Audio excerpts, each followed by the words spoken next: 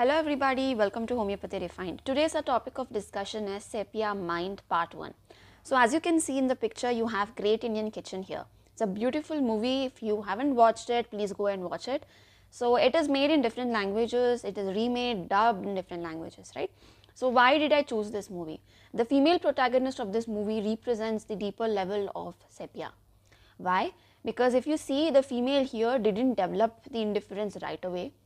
She got it after it was suppressed. The feminine side of this female, which actually tried to be part of that family, which is more patriarchal, right? It's a more patriarchal society.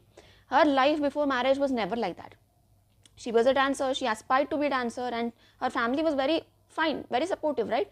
But okay, again, if you see in the end credit, you will find the differences between male and female always present in the society, but that is heightened in her married life, right, where the behavior of her husband and the father-in-law actually influenced her and developed, she developed such a indifference to her life.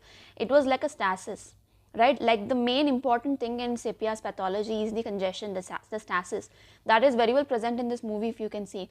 So the individual self, the self what she wanted to be, that is thoroughly suppressed, and that is a kind of rebel. She is trying to be a rebel here to the outside influences. It could also be shown as a hysterical or like a violent way, like I've discussed in the Sepia child. She will never talk, or she'll just fight back, right? Sharp tongue, what we've discussed. So that could also be here, or it could also develop to indifference. And the creative expression what that female lead had, she wants really to dance, and that is completely dominated by her husband and father-in-law.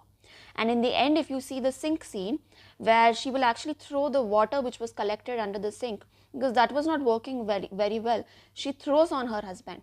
That is expression that I am not going to be here, I have had enough, I'm not going to bear enough. And once she goes back to her home, the way her brother was treating, the way her brother was treated and how she was treated, she understood it really well. And then she finds the difference, that this is not right, I am supposed to be this. That's a very independent nature what Sepia usually had, right? Like we've discussed in the Sepia child, that is always there. And in the end credits, you find she went on to pursue her dream, and then she will be a good dancer also. She'll have a stage performer, something like that. So that particular, the sink dropping and that the throwing of the water, the repair, everything is the indifference and the stasis which is happening in the pathology. And slowly the interest in the marriage life is also gone in that female lead, right? If you see the scenes with her husband, you will understand it. So that is indifference. And like you can see the tentacles, and they are all very well present. The Sepia, it's again to capture the prey and also to have that speed.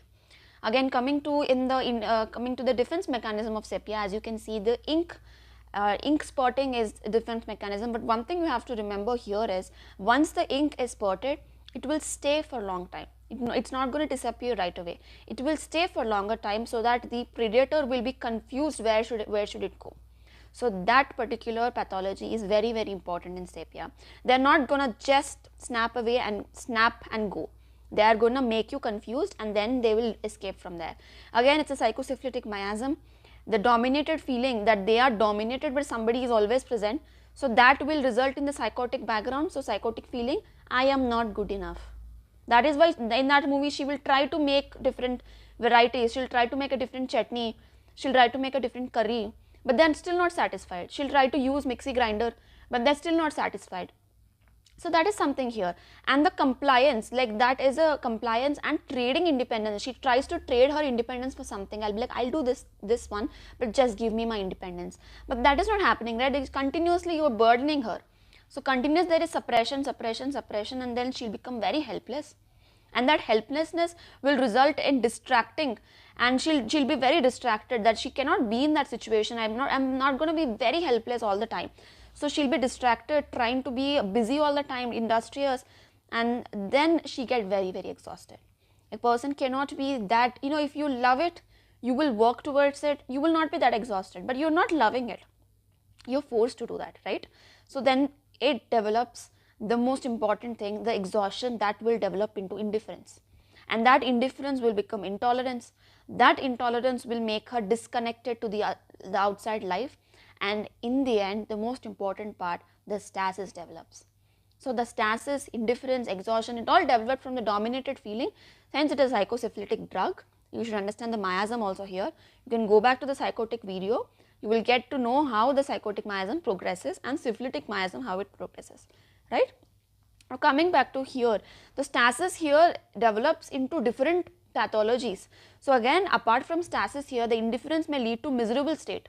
The exhaustion indifference will lead to miserable state on the other side and stasis on the other side. That miserable state will make her being very sensitive to certain things, sensitive to noise, fatty food, nausea, pain, everything. She may become very sensitive, and she wants herself to be protected from outside. Again, it is a mollusk, you know the shell will always be there. We have discussed in the introductory, there is a hard shell. So cuttle bone, like we have discussed, so that is protected. So the resistance is present always, the resistance of tissue, the stiffness is always present. Once that resistance is gone, the function of the basic resistance or the basic protection is gone, exudative diathesis develops in sepia. That exudative diathesis, the overflow of the liquids or the prolapse, that is supposed to be protected, na, the anteverted, retroverted uterus, how does it happen? Because it is not protected very well, the resistance is lost from the ligaments and everything. So that is when you have prolapse symptoms also. And the stasis here, what we have discussed after indifference, intolerance, stasis, now there is a congestion.